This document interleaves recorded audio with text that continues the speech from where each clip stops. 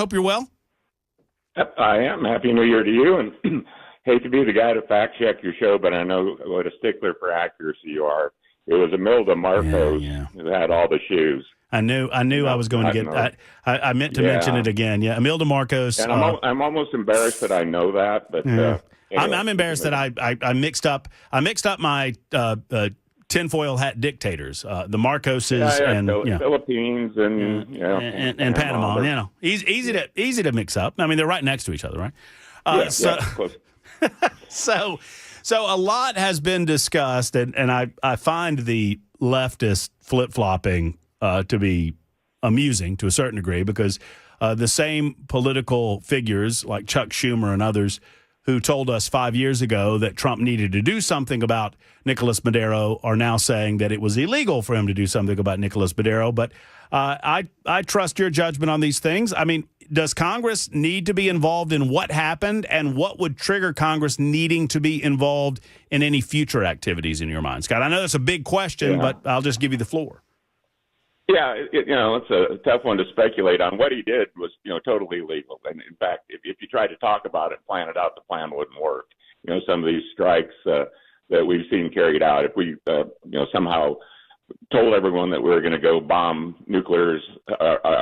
Iranian nuclear enrichment capability, it wouldn't have worked. So, there is a reason that we do keep some things secret. And, I'm like you. I don't want to see this escalate. I think that there's a lot of nervous dictators and people who run countries in similar fashions where they're very corrupt. I think that the neighboring president there in Colombia, what's his name, Petro. Mm-hmm.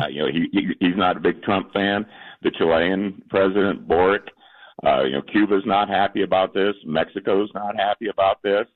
And so, there's people that basically their economy is run on drugs and narcotics. And I think that this makes them nervous. But what I do like, and I think I heard you say, obviously I was listening to your show, I heard you say Trump keeps threading the needle on these things. And after 4 years of basic, weakness and open borders and just a general sense of military weakness, Trump is doing what we want. We don't want war. We want peace through strength, and it's been on full display. Would there come a point where you feel like, I mean, obviously the president has to inform Congress. Walk us through the process, because War Powers Act requires that the president would, I guess, within 48 hours, inform the Congress of the United States of America what has occurred. And that's obviously happening. Yeah. No, I think that everything's being handled properly. And as you said, the Vietnam War should have been a declaration of war, possibly even the Korean War. We haven't declared war since, first Japan and then in 1942 in Europe. So Congress has not done that.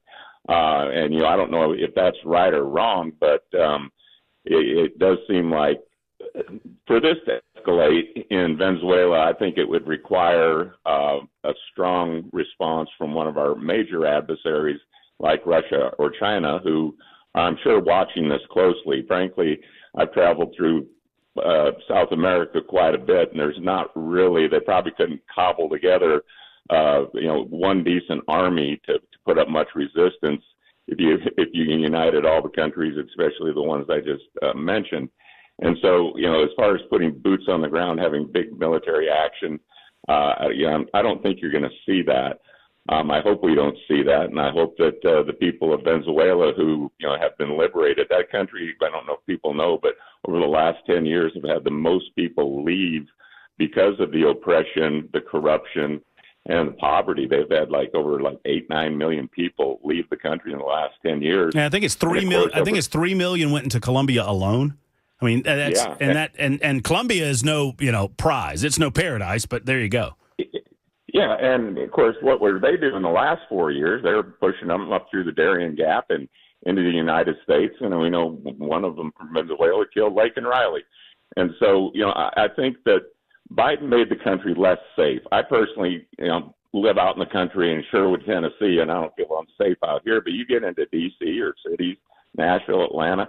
I don't feel as safe as I did 4 or 5 years ago, and it's partly because of the open border and all the people who are here that we don't know that, what kind of harm they want to do. We're seeing a lot of terroristic type activities and shootings, and not that we always haven't, but I think what Trump is doing right now is showing the world that he is willing to take serious action and the drug boats. We're actually doing something about the problem instead of just talking about it. I know not everyone agrees with that either, but these drug lords and cartels, I guarantee you, they're taking notice. And what Venezuela has an opportunity now, as you said.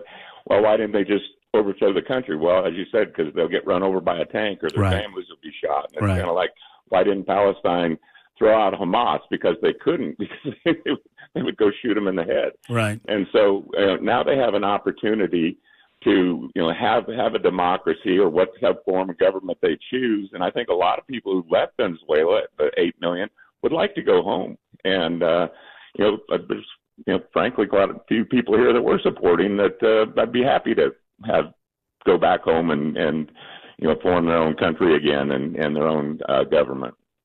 My concern, and Congressman Scott DesJarlais with us this afternoon on the Matt Murphy Show, my concern is about nation building and everything that goes on with that. And I understand that Maduro needed to be removed, and he was illegitimate. And Donald Trump did put action where a lot, we saw a lot of voices express this opinion over the last 5 years across the political spectrum, conservatives, liberals, whatnot. They said, oh, Maduro's illegitimate. He's a tyrant. He's a despot. But they weren't willing to do something about it. Trump was. What comes next is the biggest area of concern for me. And when Trump says that he's going to, quote, that we are now running the country, if I asked you, Scott, what does that look like, and what is a best case scenario in terms of the transition of power back to the people of Venezuela? What does that look like to you?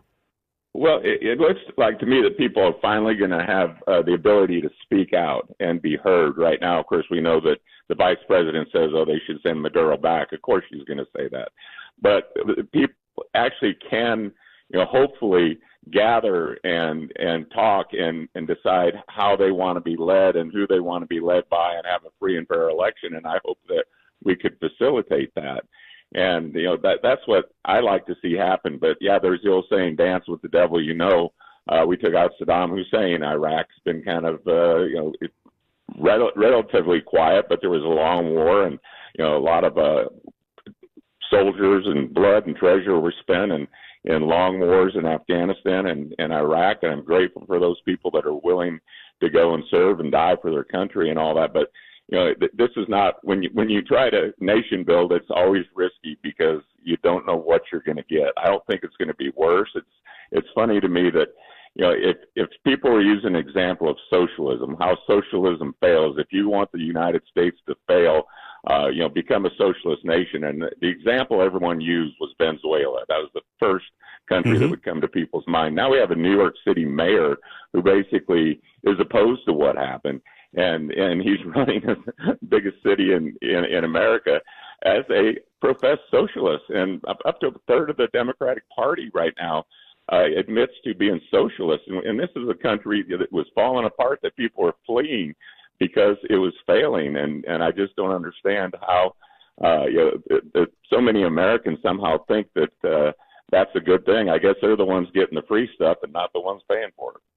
Well, and we have just a laundry list of leftists from the Biden administration on down who condemned Maduro, who said that it was an illegitimate takeover of the Venezuelan National Assembly when he, quote unquote, held elections and then just defied the results of the elections and stayed in power. But they never were serious about doing anything about it. And now that Trump has done something about it, they let their TDS get in the way. Outside, I mean, clearly the Venezuelan people are the winners here, in my opinion. The political left is going to suggest, Scott, that this is all about oil. And I get it because we want to help the Venezuelan people rebuild their oil infrastructure that made them one of the richest nations in the Western Hemisphere. certainly in South America, prior to Hugo Chavez taking it over and turning it socialist. And in doing that, they're going to suggest that it's all about oil. Should we just ignore these people? I mean, because that's the lifeblood of their economy, and we've got to help them rebuild that lifeblood if they're going to succeed as a nation. Yeah, I mean, you nailed it. And again, the Trump derangement syndrome, they can't stand to see him succeed. Every time he does something good or something right, you hear this hypocrisy. You use the example of Schumer saying in 2020, I thought you were going to do something about this. And you haven't done a thing. And now he does something. He goes, well, this is wrong. This is criminal. He shouldn't have done this. And it's all about politics. That's not uncommon. You see people do that. They flip-flop based on the circumstances. But their fear is Trump's successes that we've been witnessing, and he's had many. And so, they divert to the Epstein files. They divert to the Democratic idea of the expiring subsidies from the COVID era that Biden had. And so, they're trying to, the affordability was a word that stuck because, I don't know about you, but everything does seem pretty damn expensive. But that's, partly because of the way the country was won the previous 4 years. And so to rebuild that, you've got to rebuild the infrastructure. You got to rebuild manufacturing, do all the things Trump's trying to do in this country. And if they can do that in Venezuela, you're right, they can be a successful, functioning country again instead of one that's living under oppression and poverty. And so I think he's given them that opportunity. And let's hope for the best. But you're not wrong to fear, that things could go the other way. We just you got to take it as we come. And so far, so good. It was a successful strike. It was a message to all these other countries that I just mentioned that are sitting up taking notice. Russia, China. It's kind of like, okay, this guy is leading the world with strength, power. He says what he means what he says, does what he says he's going to do. And if I'm Russia or China, I'd think twice about wanting to challenge him. Well, I mean, obviously, this is going to be a shot at Russia, but I also I think the next domino to fall, and I don't know that the United States of America has to do anything other than support this domino, is Cuba, right? I mean, Venezuela has long propped Cuba up as a socialist regime, and now that Venezuela is, I mean, the leadership there is no longer there to prop Cuba up, I feel like Cuba is ripe for democracy. Yeah, and if I didn't mention Cuba, that was on my list of countries that I think you did. were in I think my you mind. did. Yeah, and so I think you're right. We're agreeing a lot, and you only gained 6 pounds. I think I gained like 8. Oh man, don't even talk. So let me end on this. Something that we could probably agree on as well. Are we approaching another government shutdown here, DesJarlais? Oh gosh. When is that deadline? Isn't it like in a month or so? It's the 27th, and I haven't heard a lot of rumble where, of course, just like you, we kind of been out for Christmas. We'll learn a lot more this week. I know that the Democrats think that that's somehow successful, and that would be a way to get to Trump. I'm not sure what they're going to shut it down for this time. We're working on healthcare solutions. There's no Epstein issues that have popped up to really get him excited. So I don't know what they would shut it down for, but if they can do it and think that somehow that makes them look good and makes us look bad, I'm worried about it. So let's just hope that doesn't happen, because it doesn't do anybody any good other than give a lot of federal workers a free vacation. Yeah, no doubt about it. Scott, let's do it often in 2026. I love hearing from you. I love your representation in the 4th Congressional District. We appreciate you, brother.